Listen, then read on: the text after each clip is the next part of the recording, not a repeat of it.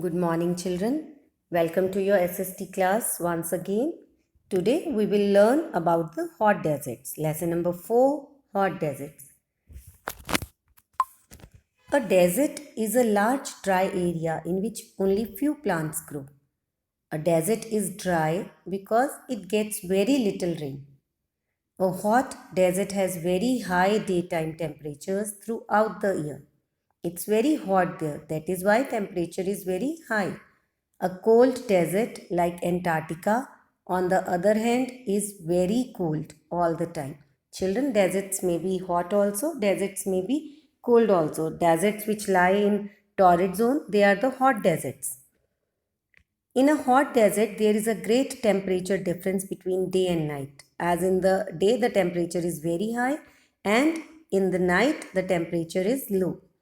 Days are very hot, but nights are quite cold, sometimes freezing cold. It rains only for a few days every year, and sometimes it does not rain for many years. The deserts of the torrid zone are hot deserts. The Sahara in Africa is the largest of these. Sahara is the largest hot desert. The Thar Desert of India is also a hot desert. The deserts of the temperate zones, like the Gobi, are much colder. Some of them lie among high mountains that keep out the rain clouds. Let's learn about important deserts from this map.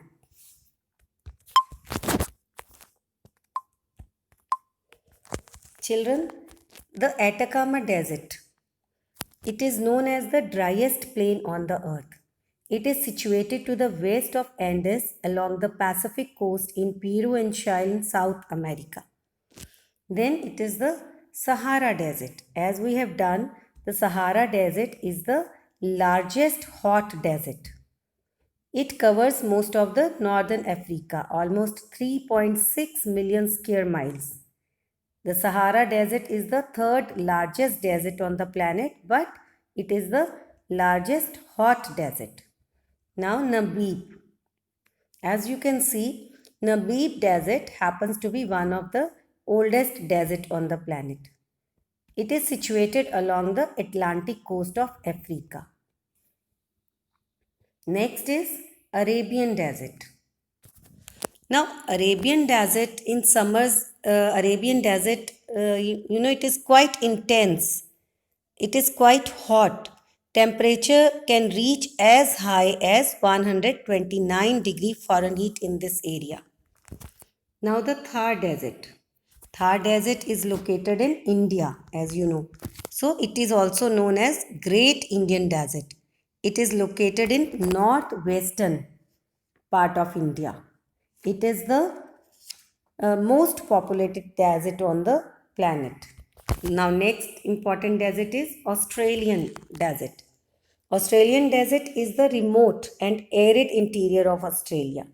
It includes Gibson Desert, desert area in Western Australia, then Great Sandy Desert, and this Great Sandy Desert is a desert region in northwestern Australia to the north of Gibson Desert, and one more Great Victoria Desert. It is a desert region in south central Australia. So, children, these are the important deserts, hot deserts on this earth. Now, what about the land in a desert? Which type of land is found in the desert? A desert can have different types of landscapes. Some deserts, like the Thar, are vast stretches of sand, and some are bare and rocky, and some, like the Sahara, are both sandy also and rocky also. In some deserts only sand is found, but in some of the deserts the ground is totally bare. There is no vegetation, and it is all only the rocky landscape is found there. Children, the sand in a desert is blown about the wind and forms hills called sand dunes, as you can see the picture. So in rocky deserts, the wind shapes the rocks into many unusual forms. A common feature of all deserts is that they all get very little rain. When it rains, water may be collected to form water bodies, but most of these dry up soon. At some places, groundwater may come out to the surface to form a pool. Trees and bushes can grow in these places. Such a spot of greenery in a desert is called an oasis, as you can see in the picture. You can see the picture of oasis in the slide. Now, what about the flora and fauna?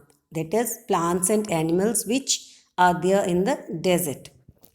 Because it's a very rainfall is very less in the deserts.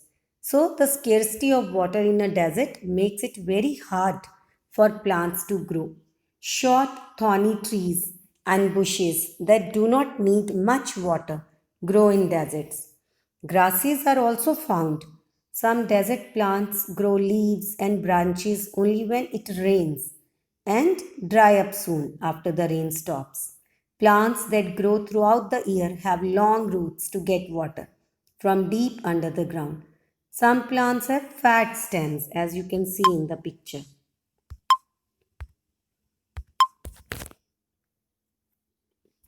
Some plants they have stems and leaves that store water. The leaves of some like cactus plants have become like thorns so that they do not lose too much water from a large leaf area. Trees such as date palms grow near oases.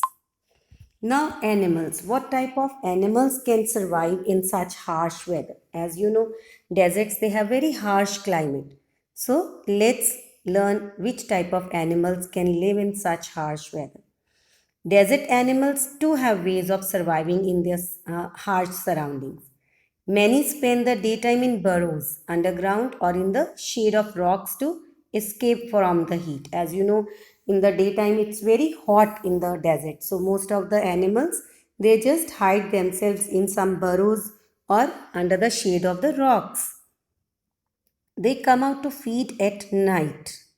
Some animals like kangaroo rat get all the water they need from their food. They do not need to drink at all. The camel stores fat in its hump. The fat gives it energy when it does not get enough to eat. It can also go without water for a long time. When it finds water, it can drink its fill in just a few minutes. A camel can store so much of water so that afterwards it does not require to drink water for so many days. As we all know, the climate in desert region is very harsh. So how people survive in such harsh weather? Let's learn about the life of the people. Life in deserts is very difficult. But people have lived in deserts for thousands of years. Some desert people, like Bushmen of Kalahari Desert of Southern Africa, are hunter gatherers. Hunter gatherers means they hunt the animals or they just gather the vegetables, fruits from the forest only. Some others, like Tuaregs of Sahara and Bedouins of Northern Africa and Western Asia, are animal herders and traders. These people they keep the animals and they just trade in few articles only. Now, what type of farming is there in the desert areas? People, what crops they grow?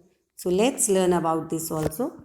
Most areas in a desert are not good for growing crops, as we all know that desert land is having only the sand. It's a sandy land, so we cannot grow crops on sand. So, most of the areas in desert they are not good for growing crops. They are not fertile land. In places where water is found, like near an oasis, crops such as dates, wheat, and millets are grown. And millets also include many kinds of hardy cereals such as jawar and bajra. You must have seen bajra we used to eat during the winters also. So, the main crops which are grown in desert areas are dates, wheat, millets, jawar, bajra. The houses in a desert are built close to each other and they have thick walls and small windows to keep out the heat. So, windows are small because heat should not enter the house. Where possible, canals are dug from rivers to bring water into the desert. This helps people to grow more crops and also provides water for daily use. Now, which type of transportation is used in desert areas? Traveling in deserts is very difficult because there is sand all around and there are hardly any landmarks. And you know the travelers sometimes they lost, and if they lost they will soon die due to harsh climate and the lack of food and water. Earlier desert people depended completely on animals for transport. In sandy deserts the camel was the best means of transport. You also must have liked, if you have visited any desert area, you must have liked to travel on camels also. The camel can move easily on the sand and can go without water for a long time. This is why it is called ship of the desert. Now, roads for motor vehicles have been built along many of the routes earlier used by camel caravans. Now, roads are also built. Camels are still used by traders in Sahara to transport salt, which they collect from the desert. And in many deserts, there are camel safaris for tourists also. So, children, this is all about this chapter. Read this chapter thoroughly and learn the difficult words also. Thank you. All the best.